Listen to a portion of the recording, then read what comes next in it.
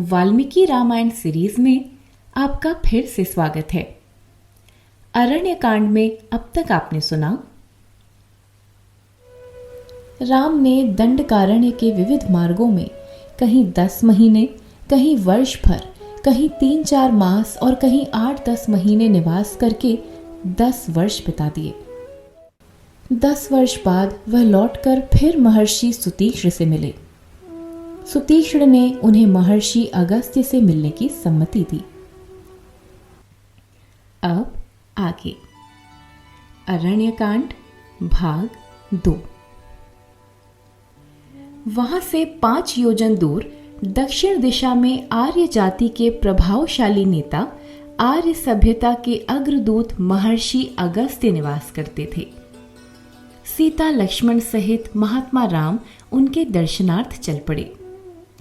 चलते चलते वे अगस्त्य आश्रम के समीप पहुंचे। दूर से ही उसकी ओर संकेत करके उन्होंने लक्ष्मण से कहा, सौम्य, इस भव्य आश्रम को देखने मात्र से चित्त में नवीन स्फूर्ति आ जाती है। यह गुण कर्म से विख्यात अगस्त्य ऋषि का आश्रम है। इस दुर्गम दक्षिण दिशा में पहले कोई आने का साहस नहीं करता था, क्योंकि एक तो यहाँ चारों ओर राक्षसों का घोर आतंक था और दूसरा बीच में विंध्याचल पहाड़ था। भगवान अगस्त्य ही सबसे पहले विंध्याचल को पार करके इधर आए। महापर्वत उनके पैरों के नीचे आ गया। आर्यों के लिए दक्षिण दिशा का द्वार खुल गया। अन्य ऋषि मुनि उन्हीं के दिखाए हुए मार्ग से यहाँ आए हैं। उनके प्रभाव से जंगली जातियों में भी आर्य सभ्यता का थोड़ा बहुत प्रचार हो गया है और राक्षसों का बल भी क्षीण होता जा रहा है। इस महापुरुष ने यहाँ इतने महत्वपूर्ण कार्य किए हैं कि यह दक्षिण दिशा अब अगस्त्य के नाम से ही प्रख्यात हो गई है।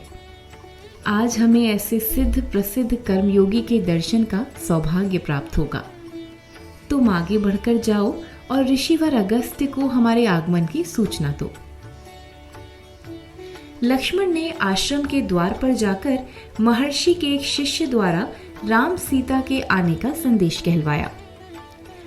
अगस्त्य तत्काल उठ खड़े हुए और शिष्य से बोले, राम के लिए पूछने की आवश्यकता नहीं थी, उन्हें आदर पूर्वक साथ ले आना चाहिए था।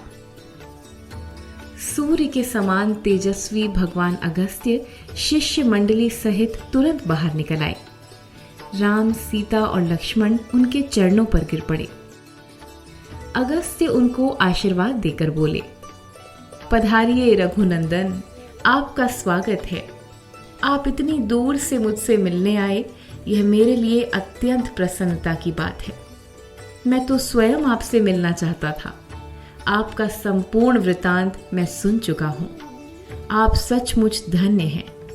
सीता और लक्ष्मण ने विपत्ति में भी आपका जैसा साथ दिया है, उसकी मैं सराहना करता हूं।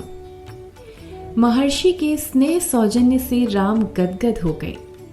दोनों में बातें होने लगी।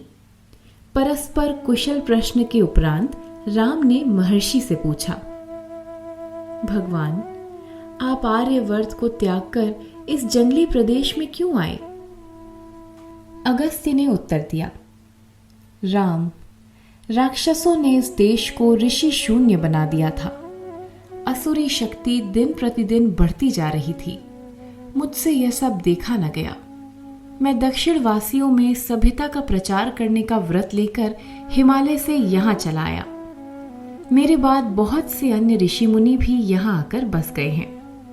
राक्षसों की शक्ति थोड़ी बहुत सीमित हो गई है, लेकिन अब भी उनका संगठन अत्यंत प्रबल है। मेरी इच्छा है कि आप ऋषि समाज के संरक्षक बनकर कुछ दिन दंडकारण्य में ही निवास करें।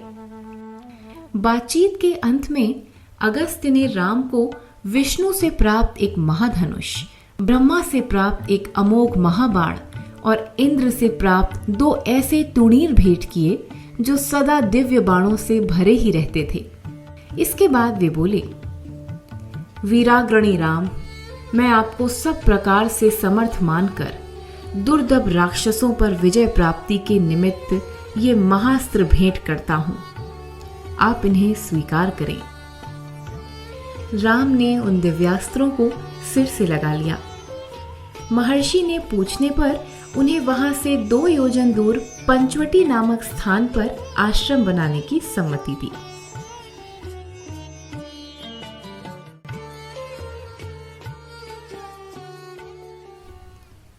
अभी आपने सुना अरण्यकांड भाग 2। अगले भाग के साथ जल्द मिलेंगे। धन्यवाद।